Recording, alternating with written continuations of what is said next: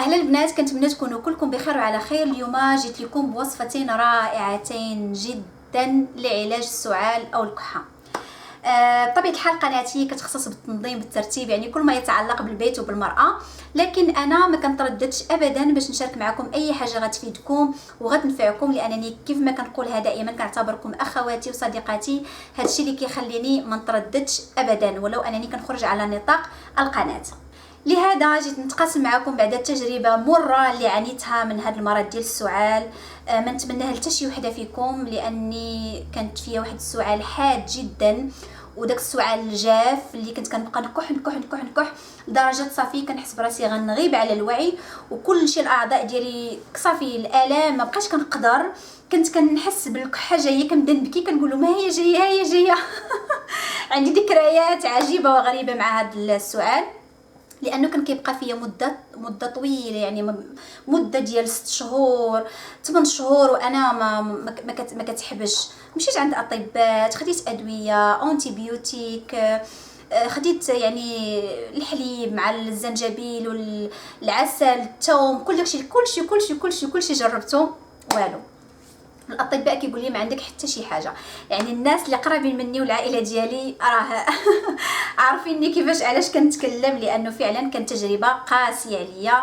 الحمد لله لغايه ما جربت هاد الوصفتين بحال اللي كنت كنكذب. الحمد لله، هادشي اللي خلاني قلت راه ما يمكنش. انايا مشيت الان، جيت من السوبر ماركت ودرت التسوق ديالي وخديت هاد العشبه اللي هي غادي تشوفوها حالا قبل ما قمت بالطحن. يلاه طحنتها وضعتها في هاد القنينه ونوضعها في الثلاجه، ويدي لي الطرن. قلت ضروري نشارك مع البنات هاد الوصفه اللي راه اكيد غادي تنفع العديد منكم. وانا ما كنتسنى منكم فقط انكم الدعوات ديالكم اللي كيفرحوني، وكيف ما دعيتوا معايا بزاف في الفيديو السابق اللي شاركت معكم ديك العشبه ديال اليانسون او النافع. هادشي كيعطينا واحد الاجر، يعني انا كناخذ معكم الاجر وانتم كنتمنى لكم الشفاء العاجل. بطبيعه الحال انا ما طبيبه ما عشابه ما والو، كنشارك معكم فقط تجربتي الخاصه. المهم ندخلوا في الموضوع على طول. قبل ثاني غينوضوا لي البنات هنا كتكلمي بزاف. المشكله انا ماشي كنتكلم بزاف، وانما كنشرح بزاف، لانني كنبغي نوصل الحاجه، كنبغي نقنعكم، كنبغي نعطيكم الحاجه من قلبي، يعني كنتكلم لكم من قلبي الخالص. هادشي اللي كيخليني نلقى راسي مشيت في الكلام وبديت كنهضر بلا قياس. يلا صافي بركه من الهضره. المهم العشبه اللي درت لكم عليها هي هادشي، عرفتوها؟ زريعه الكتان. كلكم كتعرفوا هاد بذره الكتان او زريعه الكتان، شفتوها البنات؟ واخا المهم انا ما نبقاش ندوي بزاف، ما نبقاش نقول لكم هذه هي فيها الاوميغا 3 والاوميغا 6 المغنيسيوم، عجيبه وغريبه. هذه هي احسن انتيبيوتيك، هي زريعه الكتان. استغربت البنات، انا كنت كنتناولها لما تناولتها قلت غادي نشدها واحد الاسبوع، كل يوم كنشربها. المهم انا غنقول لكم الطريقه. والله البنات الا تفاجأت وتصدمت بداكشي اللي حاشاكم اعزكم الله، داكشي اللي خرج ليا من الصدر ديالي. تفاجأت، يعني انا كيفاش كانت فيا واحد الكحه اللي جافه. هادشي منين جا؟ عرفتي هذه احسن انتي بايوتيك للجسم، كتنقي الجسم ديالكم من السموميه. ماشي ضروري تبقى تكون فيكم الكحه او السعال ابدا، تناولوها بلا اي حاجه وغادي تفاجئوا وغادي تردوا عليا الخبار. بالنسبه للطريقه الاولى انا جبت لكم وصفتين فعلا فعاليتهم كثيره. نزلوا الكاميرا، نبداو على بركه الله. والحاجه اللي ما نكرهكمش تضيفوها مع هاد بذره الكتان او زريعه الكتان وهي الحبه السوداء. كلكم كتعرفوا الحبه السوداء، لا داعي نبقى نتكلم لكم عليها بزاف، بحثوا وغتعرفوا كل حاجه اللي كنتكلم لكم عليها المنافع ديالها. هاد الحبه السوداء البنات راه الى مزجتوهم مع بعض النتيجه مبهره.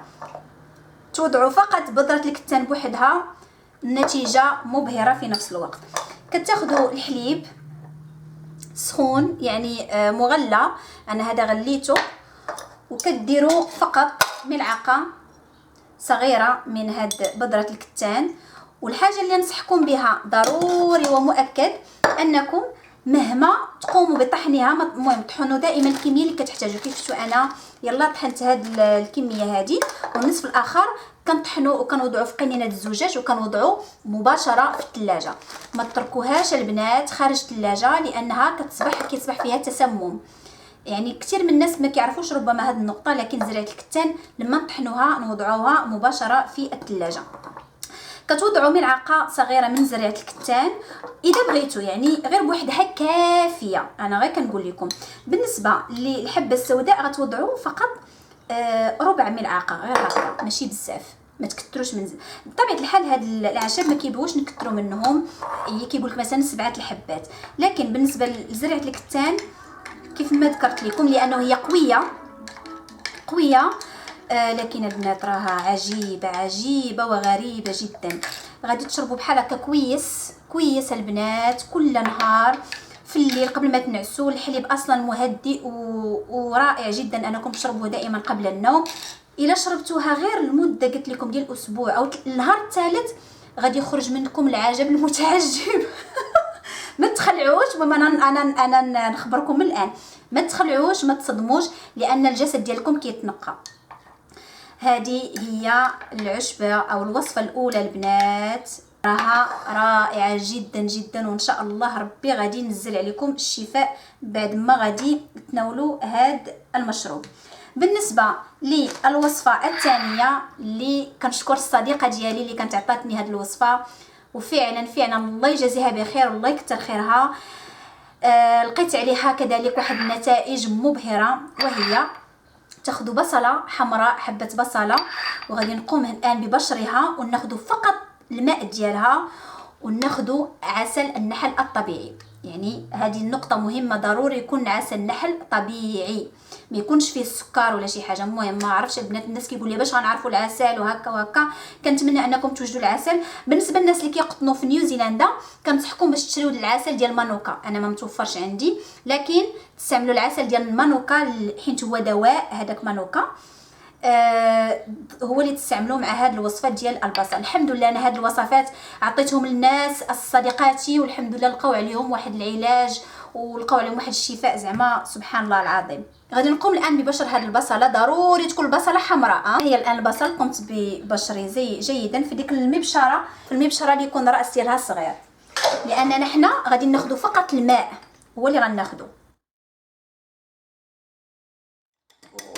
الدموع نازلين مع البصل.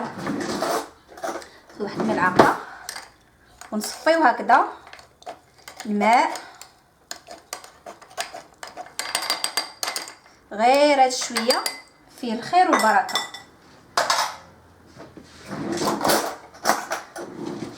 وناخذوا الملعقه ديال العسل.